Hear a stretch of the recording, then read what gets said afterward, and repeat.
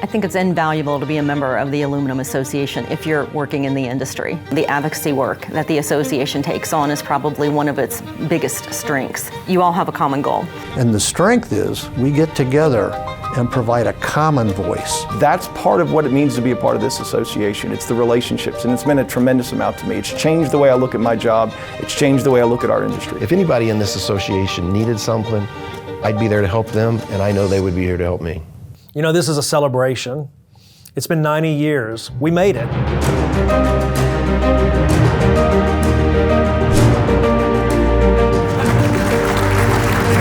It's a good story. It's something that has been innovating since the late 1800s when it was invented. At this 90th celebration, you know, there's a table out there with all of the historical newsletters and newspaper articles and advertisements, and it's really exciting to look back and see what we've done. It is pretty magical. It's why I've been in the industry since 1999. It's my favorite metal.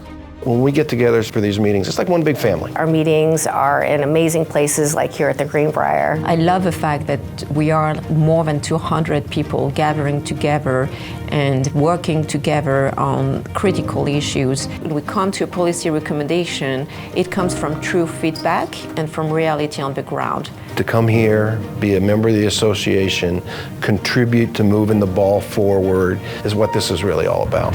I do recall my first meeting, a NASA engineer spoke about the Curiosity rover. And without aluminum, we wouldn't have made it to Mars. And I really recall the landing, which was a parachute to a thruster to a tether that they called the sky crane, that they then lowered this rover down onto its aluminum wheels because of the properties. That was my first meeting, and it was amazing. And I felt really bad for the next speaker because the NASA engineer was so amazing. Cactus 1539 hit birds, so you lost thrust on both engines, returning back towards LaGuardia.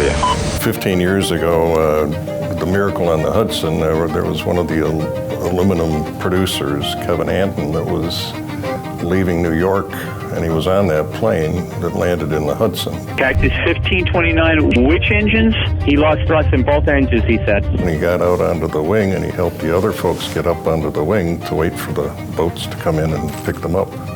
The irony of it, that he was standing on a wing made by Alcoa, was not lost.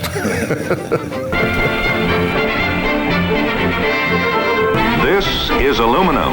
Aluminum for our industries and aluminum for our homes. The aluminum industry really grew out of World War II.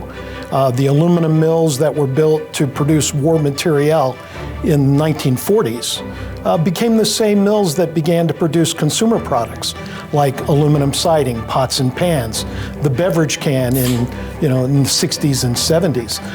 And then we evolve into consumer electronics. It really is the magic metal. Aluminum's in almost every building you walk in. It's making the windows larger, the roof more durable. You're never more than 6 feet away from aluminum. That's the great thing about aluminum. It's used in everything. Well, it's better than plastic, that's for sure.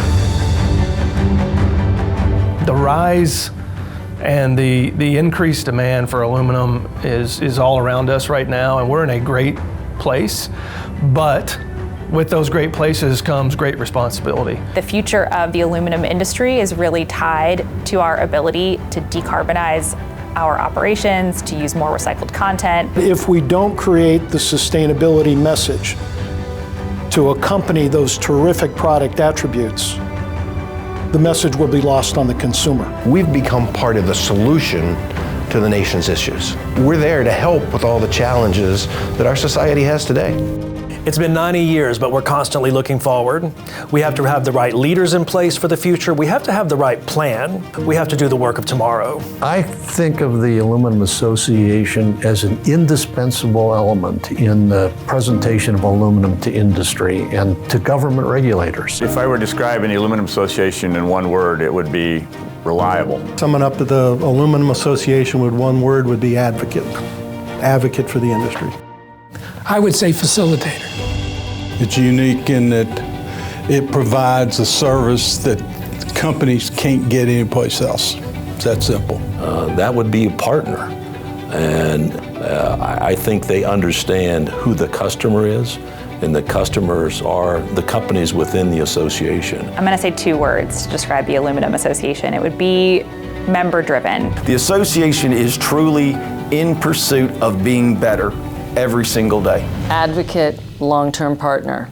I don't think we could do it without them. It's been 90 years, but we're constantly looking forward.